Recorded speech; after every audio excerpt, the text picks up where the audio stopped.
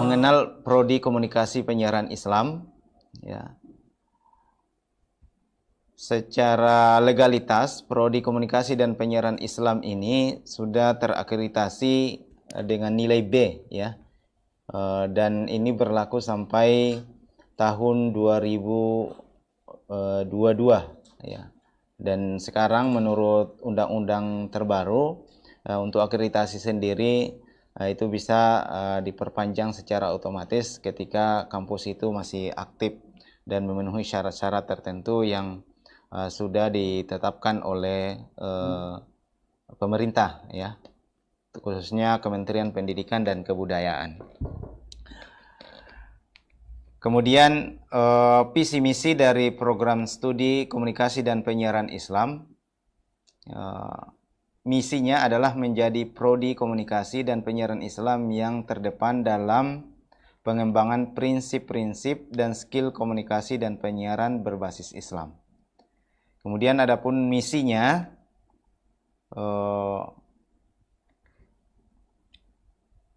menyelenggarakan pendidikan strata 1 dalam bidang komunikasi dan penyiaran Islam dengan suasana akademik yang sehat dan tata kelola yang profesional dalam bingkai prinsip-prinsip amal jama'i. Kemudian memberikan dasar-dasar ilmu dan metodologi komunikasi dan penyiaran Islam maupun pengembangan ilmu komunikasi di masa kini sebagai dasar pengembangan ilmu dan skill komunikasi dan penyiaran Islam. Yang ketiga, mengembangkan budaya penelitian di kalangan dosen dan mahasiswa. Kemudian menyiapkan sarana dan prasarana memadai bagi berkembangnya ilmu dan skill pada diri dosen dan mahasiswa. Kemudian mempublikasikan hasil-hasil penelitian di bidang komunikasi dan penyiaran Islam. Ya. Adapun tujuan terbinanya mahasiswa yang menguasai kerangka konseptual dan teori-teori komunikasi dan penyiaran Islam serta memiliki karakter dai ilallah, ya. Ini yang mungkin yang menjadi ciri khas, ya, bahwa prodi KPI di STD Muhammad Nasir adalah ahli-ahli dalam komunikasi dan penyiaran, tetapi dia adalah seorang dai ilallah, ya.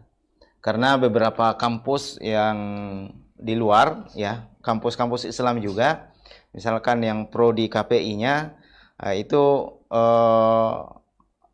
alumni-alumninya diarahkan untuk menjadi pekerja, ya. Jadi memang arahnya untuk bekerja, seperti menjadi trainer dan sebagainya, ya. Bukan menjadi dai, walaupun jurusannya atau fakultasnya adalah fakultas dakwah. Kemudian yang kedua, tujuan dari prodi ini adalah terbentuknya mahasiswa yang memiliki skill yang handal dan efektif dalam bidang komunikasi dan penyiaran Islam, serta memiliki semangat yang tinggi dalam mengemban misi dakwah ilallah. Ya, ini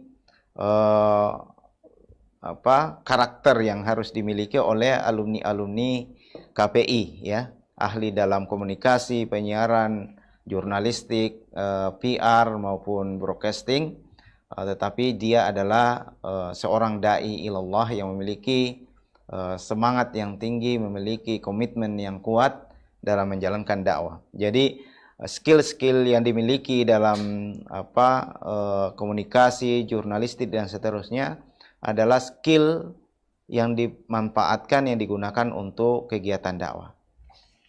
Di prodi komunikasi penyiaran Islam ini kita sudah menetapkan ada 3 konsentrasi.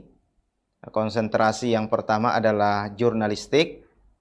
Konsentrasi jurnalistik sendiri diarahkan pada kompetensi mahasiswa yang berkaitan dengan dunia pers, publisitas, kemudian penulisan news, artikel, feature dan fotografi, ya.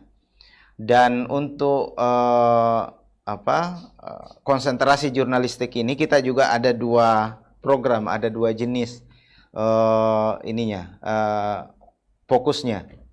Ada jurnalistik yang memang menjadikan mahasiswa sebagai wartawan, yang kita sebut sebagai kelas wartawan pejuang, yang mahasiswanya itu tidak berasrama, ya, tidak berasrama, dan kuliahnya berada di kampus utama di gedung Dewan Dakwah Islami Indonesia, Kramat Raya 45. Mereka dikhususkan untuk menjadi wartawan profesional sekaligus wartawan pejuang, ya. Kemudian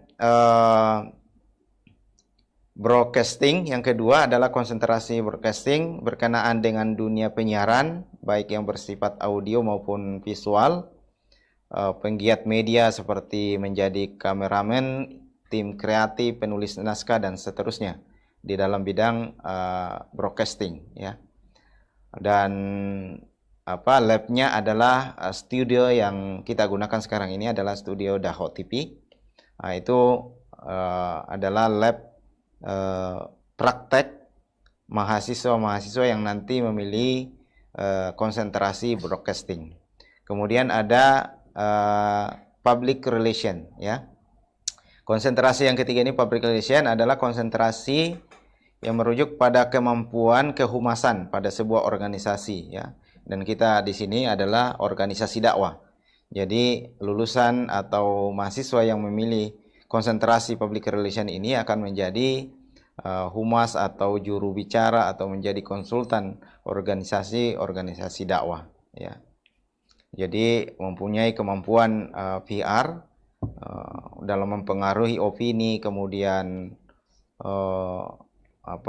menjadi konsultan, ya, konsultan kebijakan publik sebuah organisasi. Itu keahlian yang dimiliki nanti lulusan-lulusan dari public relation. Jadi 3 konsentrasi ini itu dipilihnya nanti pada saat semester 5, ya, semester 5. Jadi semester 1 sampai 4 mahasiswa masih sama semua, materi perkuliahan dan seterusnya.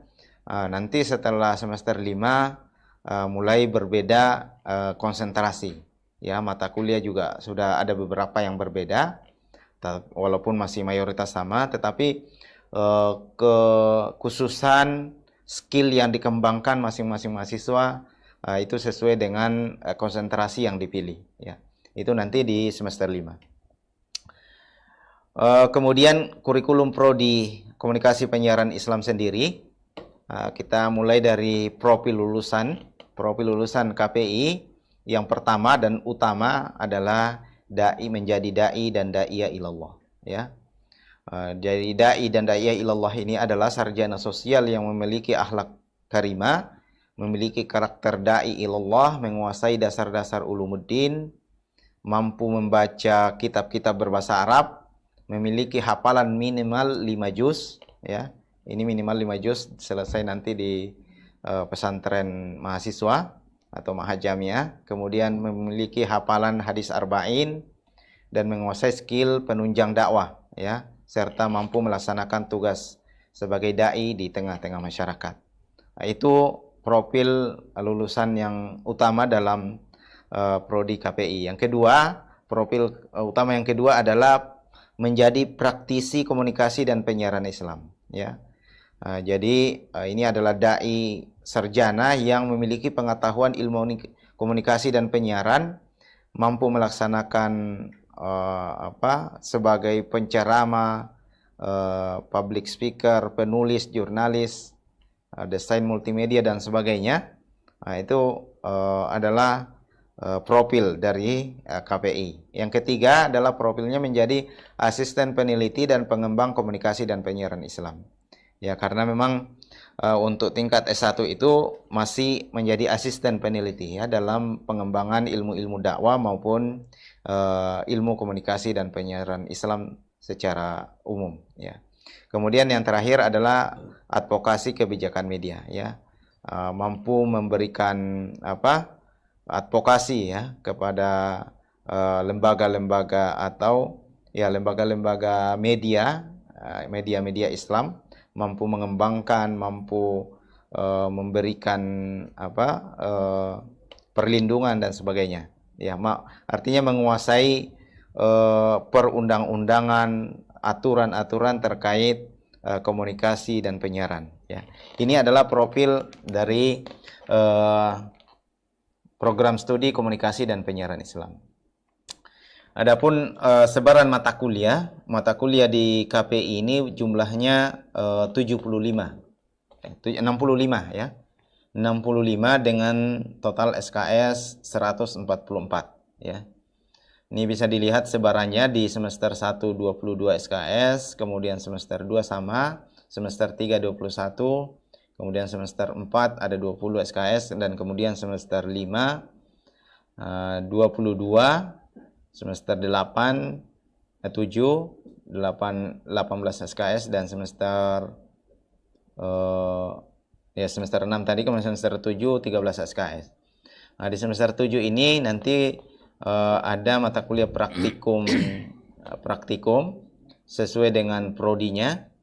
Ada praktikum jurnalis, menulis bagi jurnalis yang jadi untuk konsentrasi jurnalistik di STID Muhammad Nasir ini saya tadi katakan dibagi dua fokusnya. Satu menjadi wartawan, dan itu dikhususkan kepada kelas khusus wartawan yang kuliah non asrama. Sedangkan mahasiswa nanti yang memilih konsentrasi jurnalistik yang berasrama, sejak awal berasrama, itu diarahkan menjadi penulis ya. Jadi penulis baik artikel, buku, dan seterusnya. Sehingga nanti praktikumnya itu adalah praktikum menulis nanti di semester 7.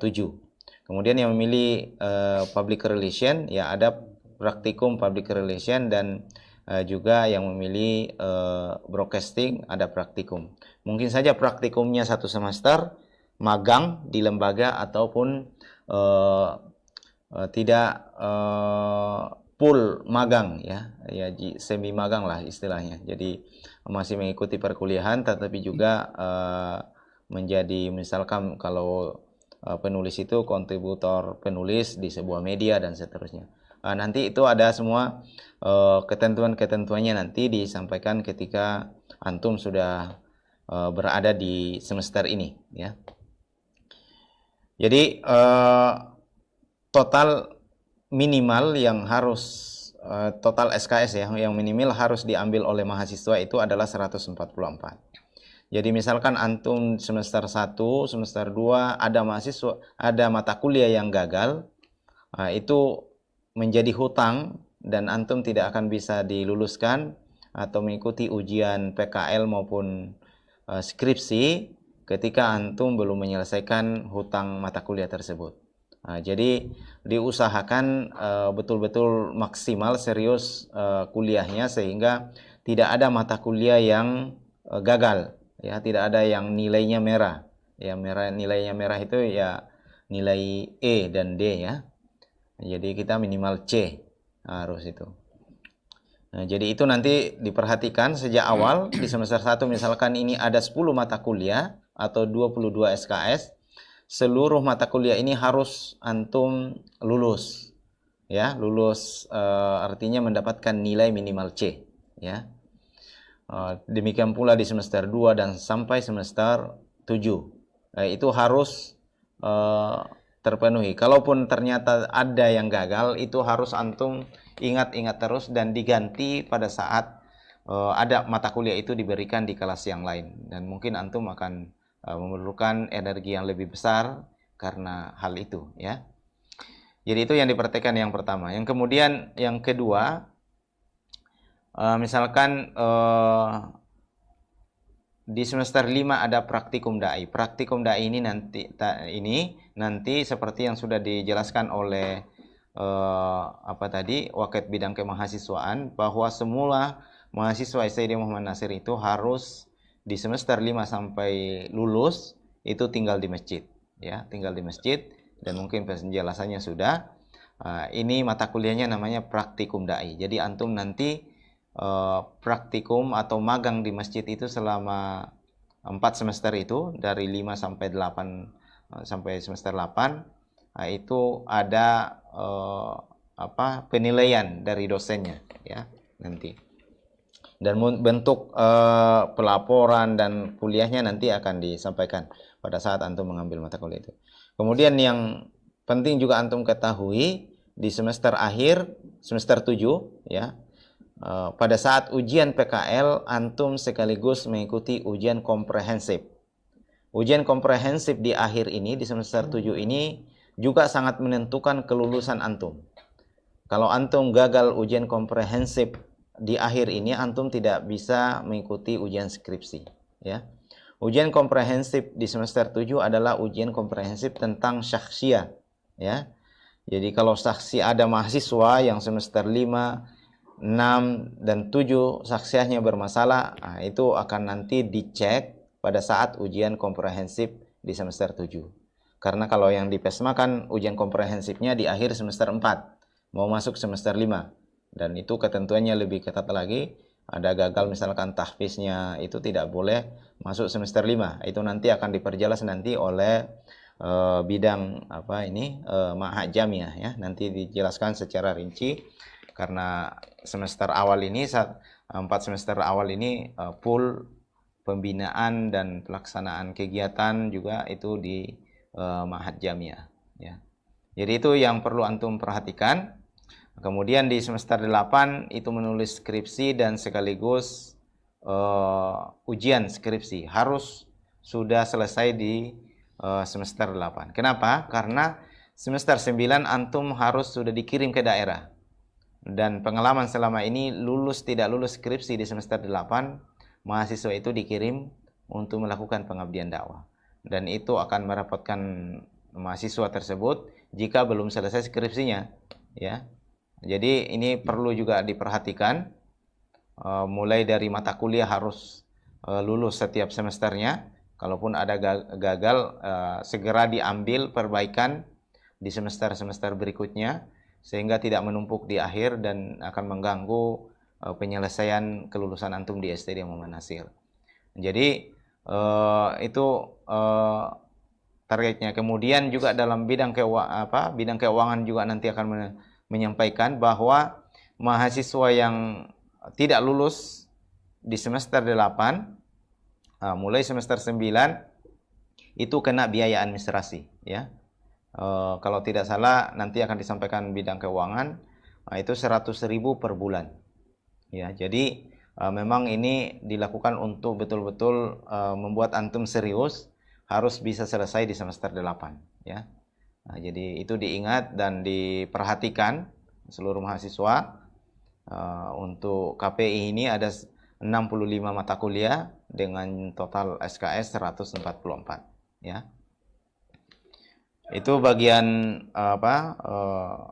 sebarang mata kuliah. Dan komponen mata kuliah sendiri kalau kita ini di KPI 32% itu adalah ulumuddin, kemudian 20% itu rumpun dakwah atau ilmu keilmuan dakwah, kemudian 17% itu rumpun komunikasi dan penyiaran, dan 19 rumpun yang 19% ini mata kuliah penunjang ya. Mata kuliah penunjang ini cukup banyak juga, seperti bahasa Arab, bahasa Inggris, kemudian public speaking dan seterusnya. Itu mata kuliah penunjang antum sebagai dai maupun sebagai ahli komunikasi dan penyiaran ya. Jadi ini sebaran ya, ada penelitian kemudian tugas akhir. Ya, ada juga mata kuliah nasional ini seperti Pancasila, Civic Education. Ini ada 4 mata kuliah ya yang diwajibkan undang-undang itu harus ada di setiap prodi. Kemudian dosen prodi KPI, dosen tetapnya ada 14 orang. Ya, ini tampil di layar ya. Tampil ya. Nah, ini bisa antum lihat ada 14 orang dosen tetap ya untuk prodi KPI. Ya, jadi prodi KPI ini memang adalah prodi pertama sejak berdirinya STD Muhammad Nasir tahun 1999 ya. Nanti waket bidang waket 2 ya, nanti akan menjelaskan tentang kelembagaan STID. Nah, ini berdirinya STID dan itu prodi pertamanya adalah KPI. Itu sekian tahun belasan tahun baru kemudian bertambah PMI ya. Walaupun KPI ini di awal-awal itu ya pekerjaannya adalah pekerjaan PMI ya. sama dengan PMI. Mereka ditugaskan ke daerah dan yang itu lebih fokusnya sebenarnya adalah prodi PMI. Ya cuma beberapa ya, jadi wartawan, jadi penyiar dari alumni KPI yang dulu ya. Makanya sekarang ini kita fokuskan untuk kurikulumnya ini mulai menampakkan ke-KPI-annya ya, komunikasi, pendidikan jurnalistik dan seterusnya, itu termasuk menentukan konsentrasi karena ingin memunculkan itu agar bisa membedakan antara KPI dan PMI. Kemudian ini tim dosen. Jadi kita ada, tadi saya sebutkan kelas wartawan ya, khusus mungkin ditampilkan slide kelas wartawan. Jadi kelas wartawan itu memang kelas khusus ya, kelas khusus di konsentrasi jurnalistik ya. Ini juga 4 tahun ya, jadi memang full dari awal itu kelas khusus wartawan ini kurikulumnya berbeda ya. Nanti disampaikan secara khusus nanti kepada mahasiswa mahasiswa yang mengambil kelas wartawan ya, kelas khusus wartawan profesional pejuang ya. Nah, ini tahun pertama mereka harus sudah mampu menguasai dasar-dasar jurnalistik, sudah mulai praktek menulis. Bahkan sejak awal masuk di STID Muhammad Nasir, mahasiswa wartawan ini, kelas khusus wartawan pejuang ini sudah didaftarkan menjadi wartawan ya. Dan itu resmi, wartawan media dakwah ya, mediadakwah.co.id ya. Antum bisa melihat website media dakwah. Itu sudah ada di situ mahasiswa wartawan ya, wartawan, kelas wartawan ini. Mereka harus di 2 tahun pertama mereka sudah harus memiliki kompetensi wartawan muda ya, menurut kompetensi yang dikeluarkan oleh Dewan Pers ya. Itu ada 7 kompetensi merencanakan atau mengusulkan liputan, pemberitaan, kemudian kompetensi mencari bahan liputan ya, wawancara, kompetensi wawancara, kompetensi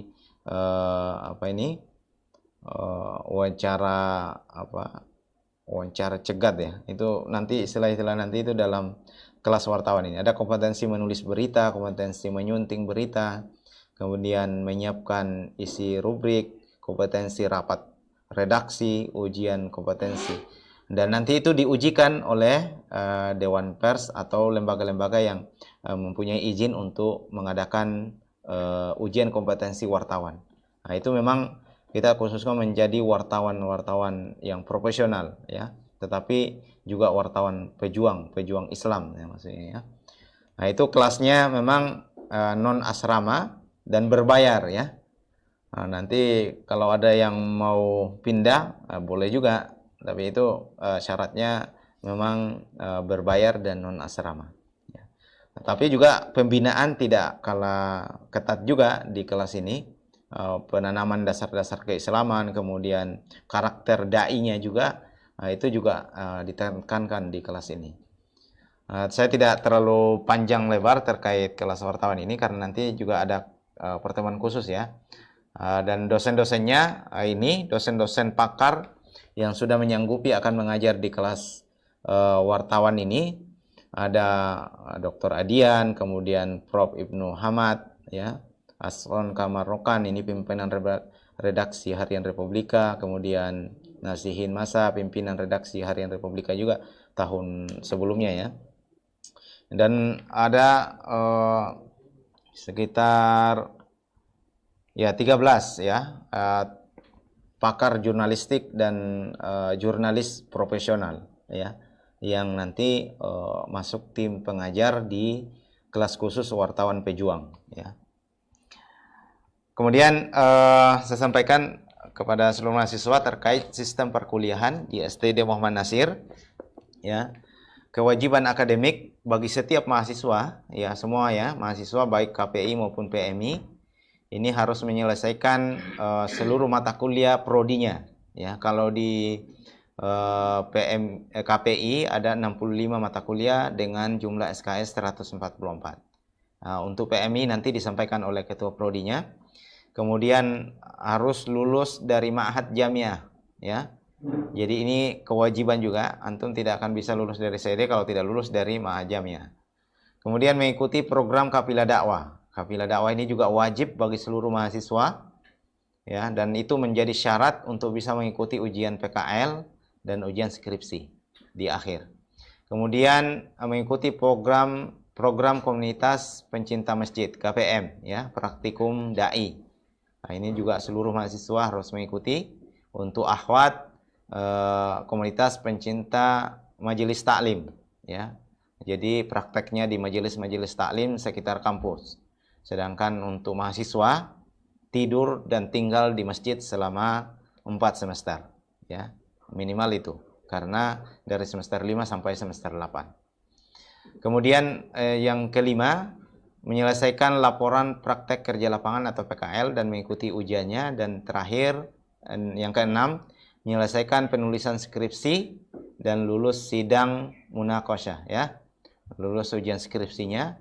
Dan yang terakhir, menyelesaikan pengabdian dakwah. Nah, pengabdian dakwah ini harus dilakukan oleh mahasiswa yang sudah semester 9, dan yang bagi yang lulus, yang sudah lulus, tidak boleh atau tidak akan diberikan ijazah sebelum menyelesaikan pengabdian dakwah selama 2 tahun dakwah, ya, 2 tahun tugas dakwah. Dan mungkin juga ada yang masih 1 tahun, yang dari ADI itu mungkin juga 1 tahun, ya. Jadi ini kewajiban akademik yang antum harus tunaikan untuk bisa mendapatkan gelar sarjana atau lulus dari STID Muhammad Nasir. Adapun proses perkuliahan tatap muka tiap semester berlangsung selama 16 pekan, ya, 16 pekan, ya.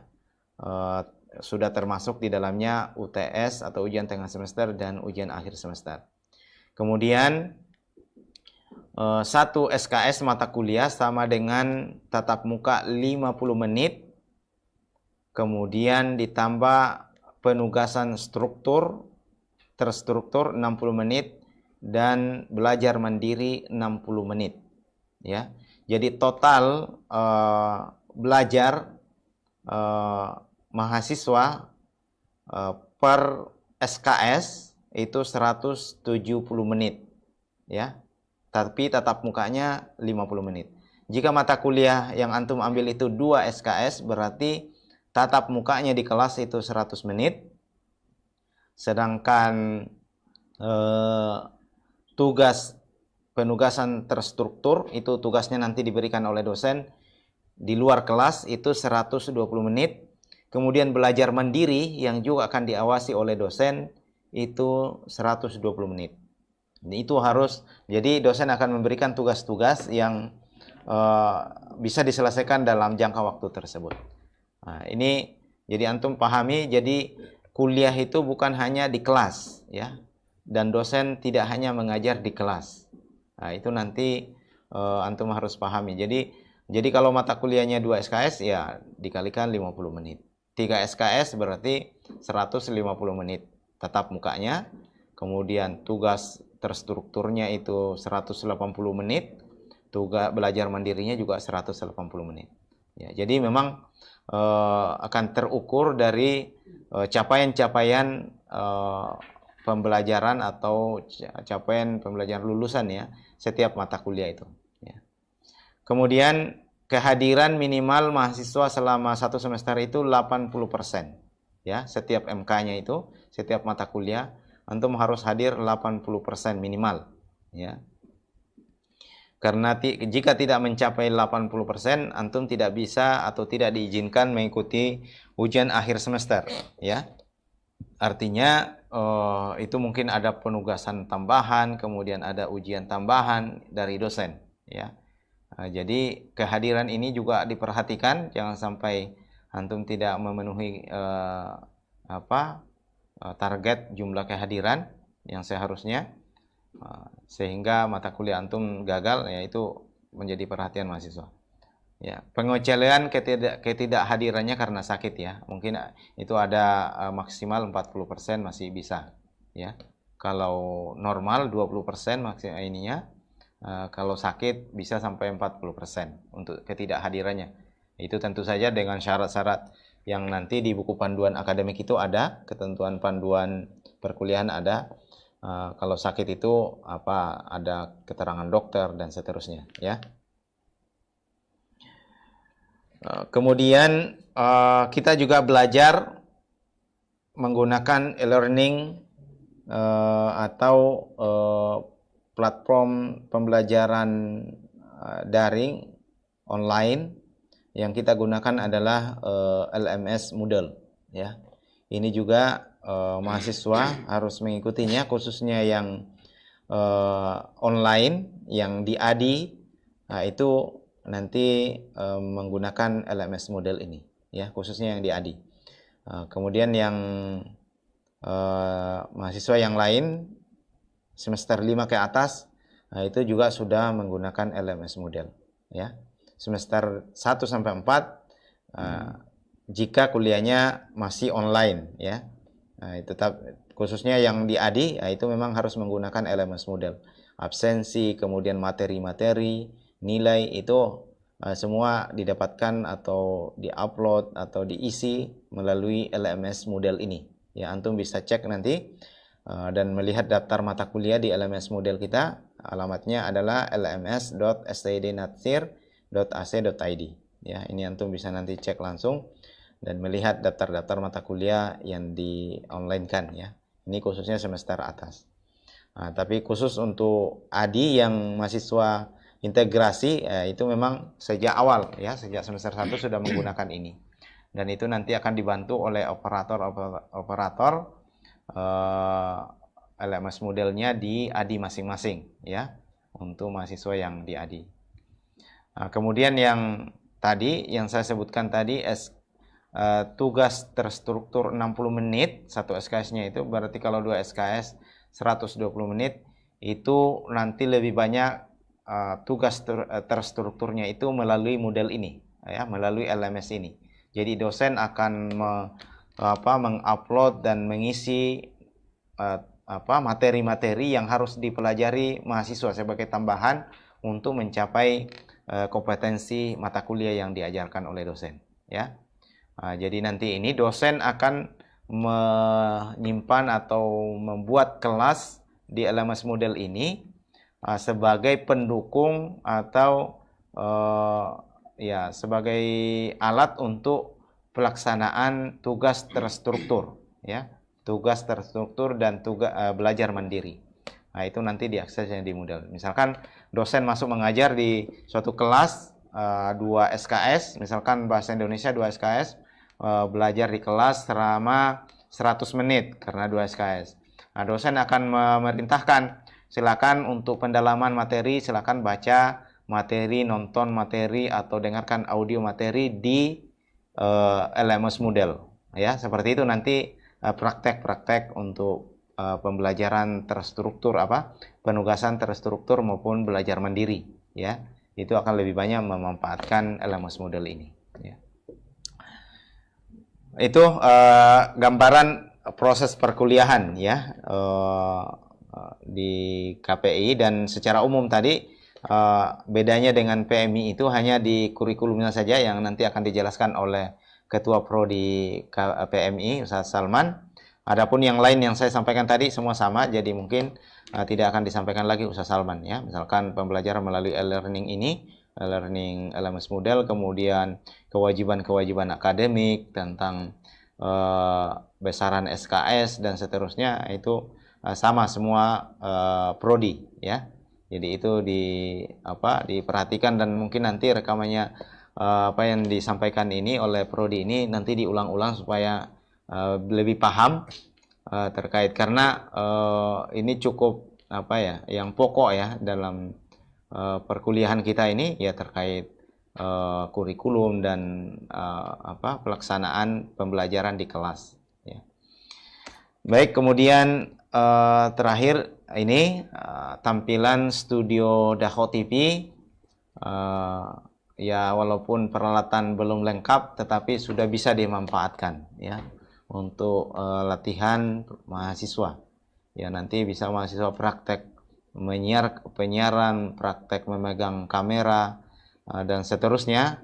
Nah, itu nanti di lab ini. Ini bagi mahasiswa broadcasting ya di KPI. Adapun yang lain jurnalistik, labnya kita belum ada. Seharusnya ada lab fotografi, lab foto ya. Kemudian juga untuk public relation, labnya langsung di lembaga-lembaga nanti. Mungkin lembaganya bisa lembaga masjid, bisa nanti lembaga-lembaga dakwah, dewan dakwah daerah dan seterusnya. Dan bisa saja nanti untuk magang-magang dan praktek mahasiswa public relation itu ya bisa di dewan dakwah daerah misalkan selama 1 semester ya untuk praktikumnya, atau kalaupun tidak minimal di masjid sebagai humas masjid misalkan. Nah itu nanti lab-lab praktek para mahasiswa ya. Mungkin itu secara umum penjelasan terkait akademik, bidang akademik dan khususnya prodi KPI.